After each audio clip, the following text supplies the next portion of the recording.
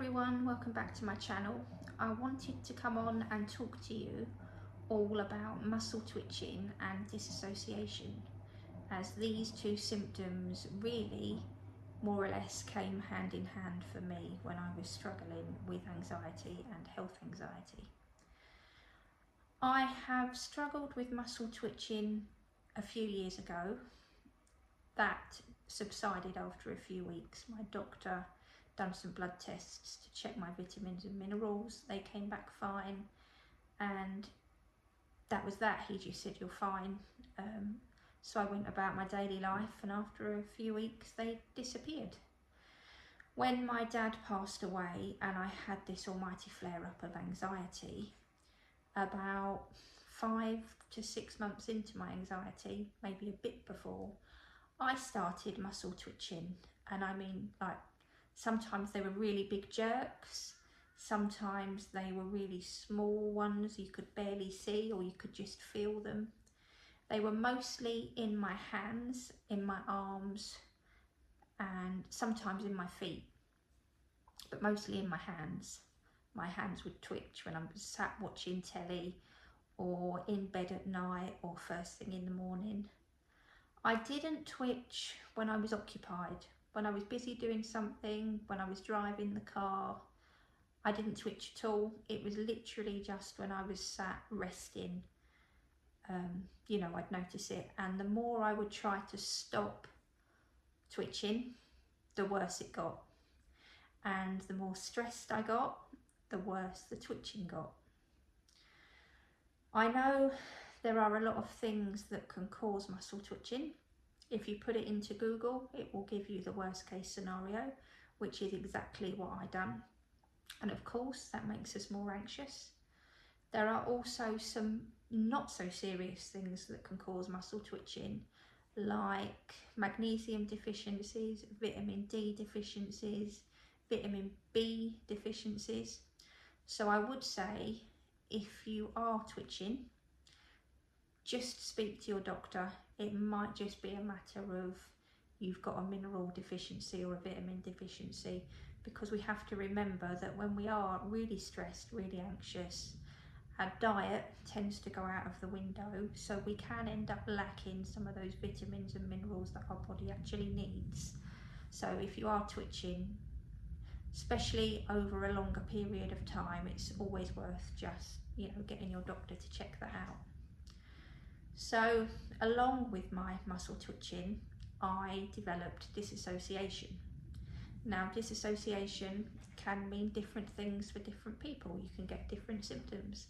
For me, it happened when we went out to eat at a pub or a restaurant, and as soon as I sat down to eat, about 5-10 minutes into me sitting down and eating, my head went really strange, and the only way I can describe it is that it felt like I wasn't really in the room. I didn't feel like I was in a dream. I felt like my body was disappearing somewhere else. And I felt a cross between dizzy and lightheadedness, but neither one nor the other. My head just didn't feel right. And I felt like I was gonna pass out in a way, I think. My head, I just felt like I wasn't in the room, and it was quite a scary feeling. And along with that, I would get a really, really strong urge to need to get up and get out of the room. And I used to feel it come on. It was awful. It really was awful. I'd sit down, I'd know it was going to happen, and I'd feel it come on, and I'd be like, oh no, here we go. And I'd really have to fight with myself to keep my head in the room, to sort of stay with it. I could, even if I did disassociate, I could still have a conversation with everybody around the table. Nobody would know it was happening other than me. It's not like I became non-verbal or anything like that. I could carry on talking. As I say, I was the only one that could feel it happening, and I used to have to fight with my own head to keep myself in the room. And on a couple of occasions, I did actually get up and kind of go to the toilet to try and sort of pull myself together. So yeah, that was quite scary, along with the twitching. I think they were the two most scariest symptoms I had. Now, I saw my doctor about these symptoms, and he done some blood tests again to check my minerals. Those came back fine, they weren't concerning. He said to me, I think it's anxiety, but we should just get you an appointment with a neurologist to be sure. So we had an appointment with a neurologist who done some sort of tests on me there and then. Nothing major, just the cognitive tests, and where he kind of touches your face to see if you can feel it, touches your feet, checks your reflexes, that kind of thing. They came back fine. He said, I think it's probably just anxiety, but to rule anything out, we're going to send you for a brain MRI, and we're going to do a test to check for epilepsy. I had the brain MRI, I had the epilepsy test, and both came back fine. So, you know, that was a huge relief, because admittedly, the gap between me being referred for these tests and actually having them done, my symptoms got 10 times worse, which then made me worry that there was definitely something going on, because suddenly I was twitching more, I was disassociating more. Again, disassociation, the only time it happened was when, strangely, when we went out to eat. It wouldn't happen if I was out walking, it wouldn't happen if I was driving or anything like that, just when we went to a pub or a restaurant for food. But I'd convinced myself in between having or seeing the doctor and getting the referral and having these tests that I had kind of epilepsy, or I was having some kind of non-epileptic seizures, and I got myself all worked up about that.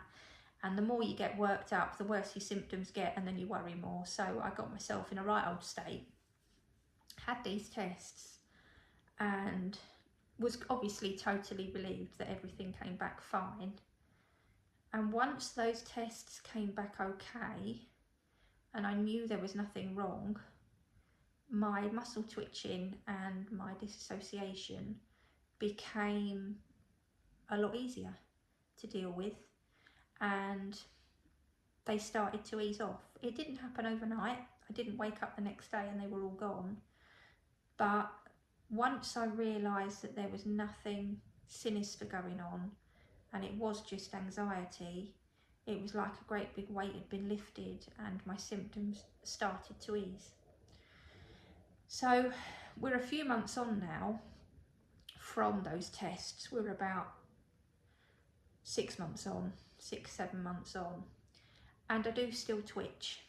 I can't tell you that that's gone altogether, because it hasn't, but I am a lot better off with my twitching than I was. I don't twitch all of the time.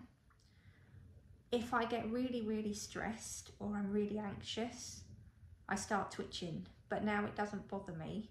It's more of a nuisance. I think, oh, for God's sake, it's back again. Yeah, it's more of a nuisance. It doesn't scare me anymore.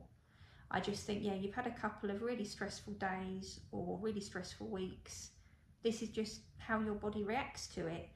I haven't disassociated for quite a while, up until last week, where I had a couple of episodes, and that did make me feel uncomfortable. But again, I deal with that now in a different way, because I know what's causing it. I know it's because I've had a stressful few days, and I can deal with that differently. Because why we twitch when we're anxious is because our body basically goes into fight or flight, and our body is ready to deal with a serious threat. And our brain is firing off all these neurotransmitters everywhere, which then causes our muscles to twitch. So, that is inevitably why we're twitching, because we've gone into fight or flight mode, and our body's like, right, I'm ready to deal with this threat, whatever this threat is. And we've got neurotransmitters firing off everywhere, and we're not burning off the energy either to deal with this situation. So we end up twitching. So what I would say is the best way to deal with the twitching and the disassociation, if you can, is to distract yourself, is to keep yourself busy. Because the more we keep ourselves busy, the more we are showing our anxiety that there is not a threat around us, that there is nothing to be frightened of, that, you know, actually the situation we're in is okay, and we start to take back control over our anxiety. And also when we get anxious and we go into fight or flight mode, our body builds up all of this extra energy that we need to fight off this threat that our body thinks we're facing. And we don't burn this extra energy off normally. Normally we just sit and worry about our symptoms, and we're not burning it off. And by not burning it off, this energy has nowhere to go, and this is why our neurotransmitters fire off everywhere, and this is why we get the twitching. So if you can get up and do something to distract yourself, not only are you showing your anxiety that there is nothing to be frightened of, but you are also burning off this excess energy that is causing your body to have these symptoms. And, you know, it won't happen overnight. You are not going to feel benefit overnight, but gradually your nervous system will start to relax, will start to calm down, and, you know, your symptoms will ease, and hopefully you'll start to feel a little bit better in yourself. So yeah, I just wanted to pop on and share that all with you. I hope you found some of that helpful. I'd really like to hear your comments below. If you've liked what I've posted, please click subscribe, and then you will get an alert every time I post a new video. You can also find me on Instagram. My Instagram name is the same as what I am on YouTube, which is Life, Loss and Recovery. And yeah, I hope to catch up with you all soon.